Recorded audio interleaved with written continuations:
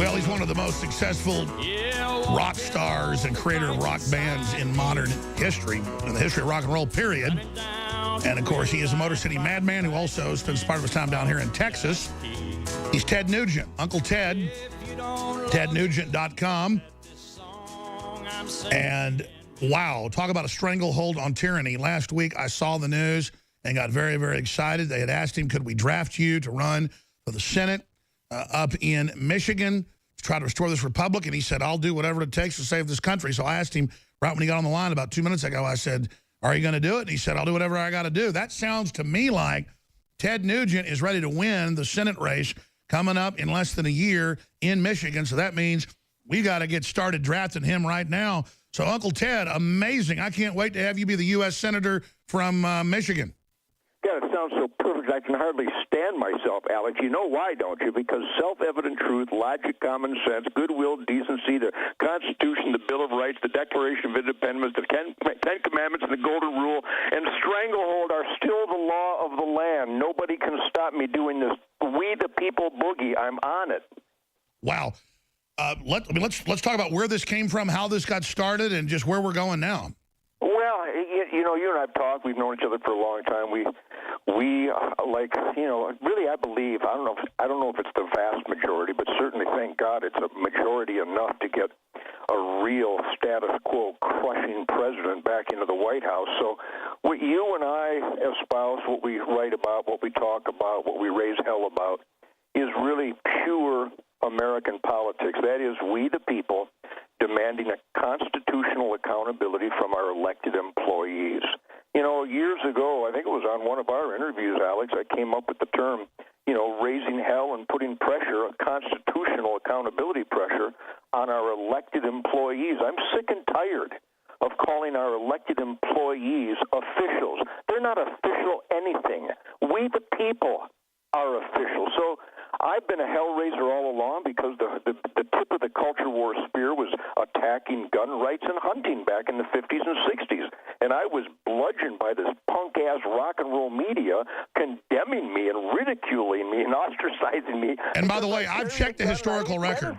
I've checked the historical record. Ted Nugent is the guy that formed the modern pro-gun movement. Heston came and supercharged it. But, I mean, it is just great to see that I believe we're beginning to turn the tide on so many fronts. But Obama and Soros are building a bunker 2 miles from the White House. It's even on Fox News. They're saying they want to overthrow Trump, but the economic numbers are coming in. Small business numbers are exploding.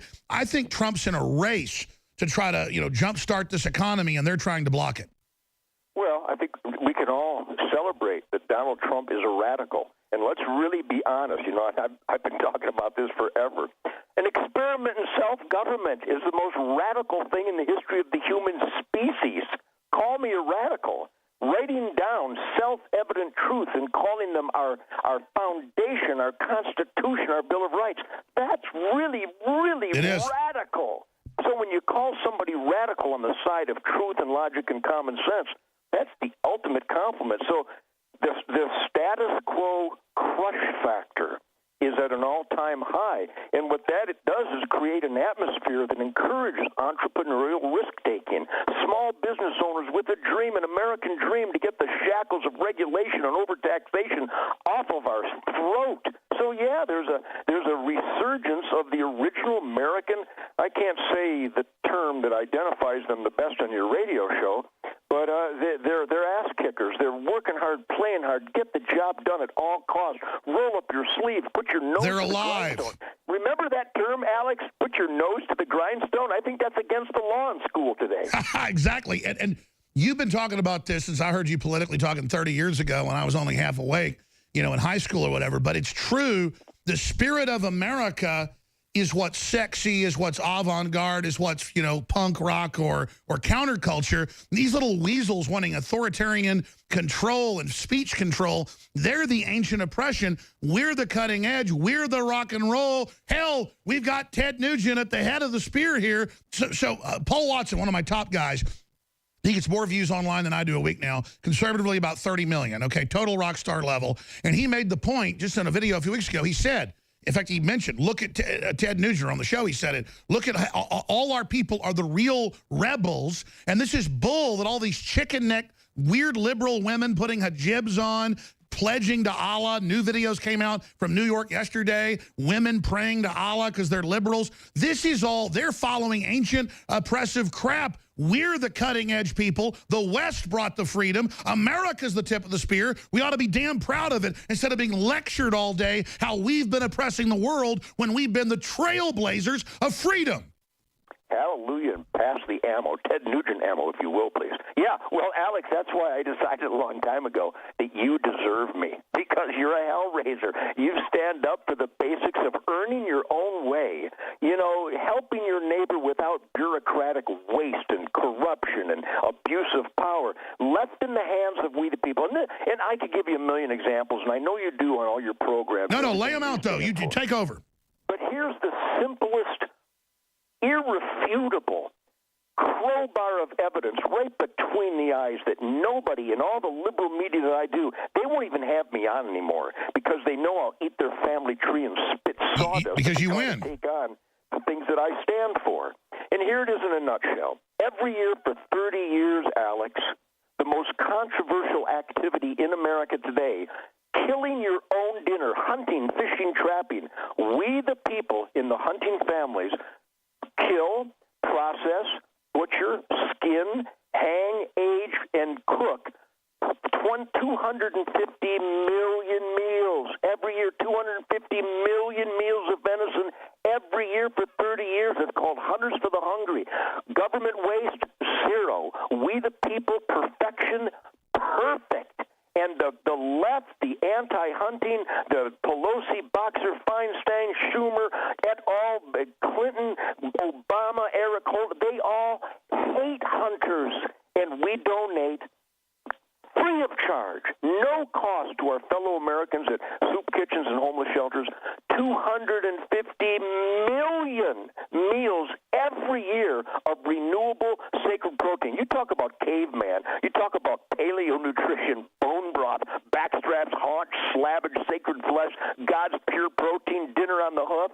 That's what the Nugent family has always stood up for, and the media hates me for it. Meanwhile, we're feeding tens of millions of hungry Americans with pure natural protein. You want grass-fed beef? No, thank you. I'll have browse-fed white-tailed deer venison. This is a perfect example of what the left would ban tonight if they could, and we just trounce them with goodwill, decency, love, compassion, and generosity for our fellow man. Hunting, fishing, trapping, gun ownership, those were the tip of the culture war spear back in the 60s, and I confronted it first and foremost on the first rock and roll radio stations, and when they tried to make fun and ridicule me, I ate them alive. No, you didn't. That's a key point, though. That's a key point. The new thing they're doing is they create caricatures of yourself, myself on TV shows, and then they have us say things on cartoon shows, but also with actors, of things we never said. Absolutely. And then people say, oh, I saw Ted Nugent, I saw Alex Jones. In fact, this just happened to both of us. I don't know if you know this the last week. And that's not us. We didn't say that. They call us fake news. They're the fake news. Oh, Alex, I am so excited. Of course, I'm always excited. But I'm really, really thrilled beyond words that the world has now come to grips with what I have had to deal with for 40-plus years. Fake news. Let's take the most egregious example. The media, HuffPost, MoveOn.org, Southern Poverty Law Center, all these America-hating punks wrote that I told the Native Americans to go back where they came from, and I was a racist denouncing my Indian brothers, when in fact my entire life has been dedicated to promote the Native American lifestyle with the Great White Buffalo song, Geronimo and Me, Spirit of the Wild, Tooth, Fang, and Claw, Spirit of the Buffalo. Are you kidding me? And idiots believe them. It was a lie. It's incredible, I know, and it's just like, but the good news is people are on to it. So let me ask you this. Again, you've been a trailblazer. It's true. Well, probably the first Americana and the whole resurgence in the last 30, 40 years. I believe we're winning. Correct me if I'm wrong. We're starting to win. But how do the globalists strike back? I mean, what are you concerned about? Well, and again, I'll give you my examples are just like, you know, a tsunami of evidence and truth and logic. Michigan, Wisconsin, and Pennsylvania were constantly touted by the fake news media, reliably blue. And they were reliably blue. But if you examine those states, like every state, including the states like California, Illinois, New York, New Jersey, Maryland, Massachusetts, those aren't blue states. Those are red states with just little high-crime blue smudges. Wherever you see little blue smudges. Little blue turds. It's the high-crime area. It is the pimps, the whores, and the welfare brats, or the racist liberals that promote pimps, whores, and welfare brats. That's the title of our Star Parker's book, by the way. If nobody's ever read Star Parker's book, Pimps, Whores, and Welfare Brats, read it, because it tells you the truth in the most brave and courageous way, much like Rosa Parks. My point being is that I went to Michigan, Wisconsin, and Pennsylvania during the Trump campaign. I spent until 3 o'clock in the morning on November 7th with Donald Trump in Grand Rapids, Michigan, after wallpaper and carpet bombing those three states, shaming we the people who didn't show up for John McCain and Mitt Romney, because John McCain and Mitt Romney brought a doily to a grenade fight. I mean, talking about spineless wimps, talking about moderates standing for nothing, and I just saturated the airwaves in those three states. Now, there's no doubt you helped Trump win.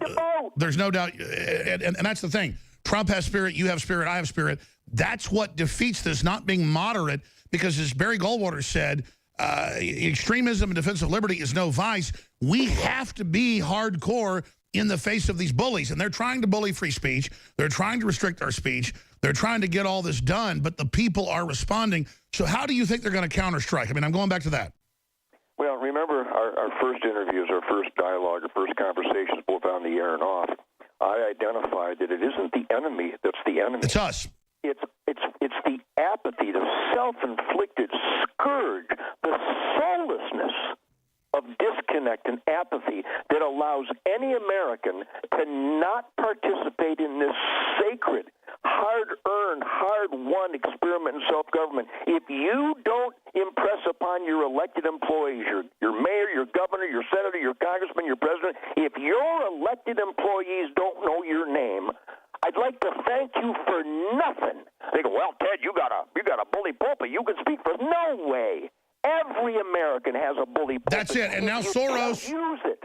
And Soros has doubled the money since the election 3 months ago to try to get their people to go bully the elected representatives. We don't bully. We go shake their hand. We talk to them. So what you said is key. All of us have to get more involved. The fact that we've been given this reprieve from destruction, from the Black Lives Matter, kill the cops, Civil War, traitors.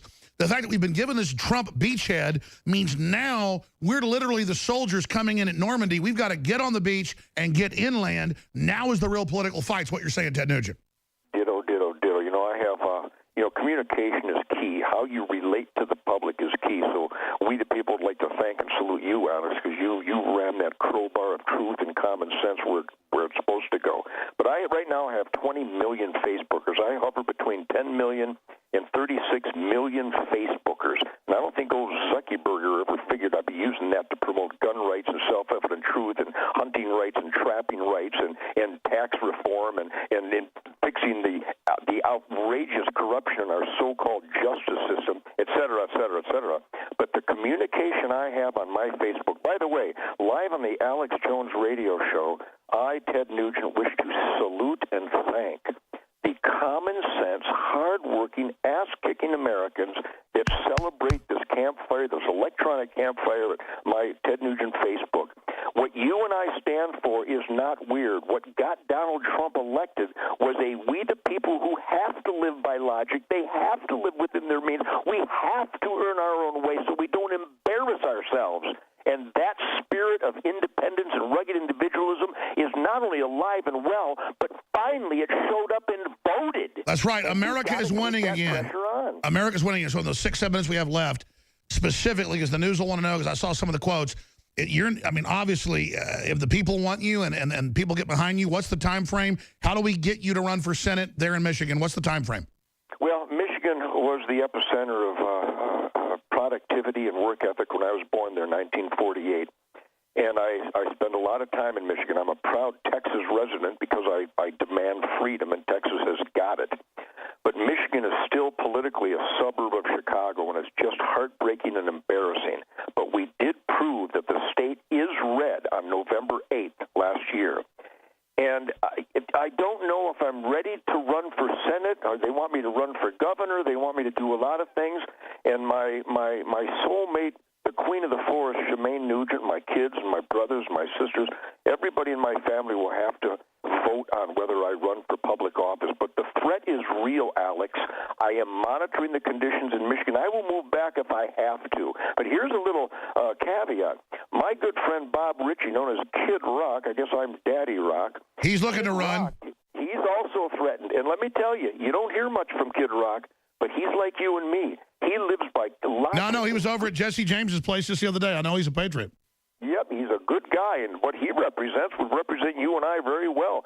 So he's already a resident of Michigan. Sure, I just can't imagine, hey, sending Ted Nugent back to reconquer for the people of Michigan, like sending General Patton into Nazi Germany, or somebody like MacArthur into Japan. I mean, it would be wonderful to see you march in there. The people want you and retake it. But I get it. If you can send Kid Rock or somebody else, that's great. You certainly have done so much. But the people want you. And again, you've already done so much. I just think as you look at the demographics, the people, it would be so good, as you said, governor, senator. I mean, I know you're so happy what you're doing. You're already having such a giant effect, already probably helping Trump win the election undoubtedly.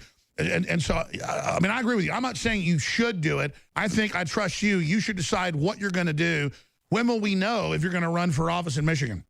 Well, my plate's really full. We're doing a lot of charity work with our Sunrise Safaris, taking, terminally ill kids on their last hunting trip in life, and working with the various military charities every day. I'm writing new music. I got a new record coming out. Be touring all summer long. Ted Nugent, Make America Rock Again 2017. And I'm raising hell every day in the media and in social media, and I'm writing a new book, so I'm really busy. But I'm 68 years old, 68 years clean and sober, raising maximum American dream, we the people hell. So I've got the health. I've got the exuberance. I've got the vitality. You're a fighter. You can't. Yeah. Absolutely. There's nothing I wouldn't do as long as Mrs. Nugent supports it, and she does it this time.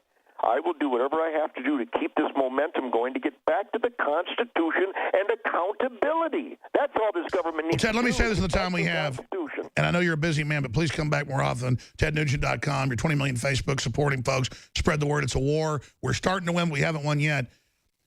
It comes down to this. While we know the leftists have got problems and I'm not being mean, they're always super unhealthy. They have dead eyes. They're hateful. They don't work usually. They're just pissed off failures. And then I look at somebody like Ted Nugent or a President Trump. You guys are such on fire. You have energy. You care. You're building things. How could people not see this is what made America great? And those big fires of liberty, like a Ted Nugent or like a President Trump, just the action and the will and the delivery. Why isn't it obvious that that's the type of Americana, virile strength we need? Well, I think it is obvious to more and more people all the time, but you can't just acknowledge that it's obvious. You have to act upon it. That's what they did on November 8th. And use it as an example. I see momentum growing. You realize when Soros spends hundreds of millions of dollars to ban guns in certain jurisdictions of this country, yes, the NRA and we the people raise 1/100th of that, and win. And we win. That's it. They don't want to win. The globalists just want full control. We got 2 minutes left, and you've never done this before, and we didn't talk about this beforehand, but I'm going to play just in the background low, Ted Nugent Stranglehold, one of your greatest hits, and just if you want to rant with a final message of a call to political arms to the people during these key victories we're having as we go into the storm, into the fulcrum, then I'll say bye to you during the break. But Ted Nugent, TedNugent.com, here is the anthem that Special Forces, and I've talked to them, it's true, they fly into combat more than any song, not even Fly to the Valkyries.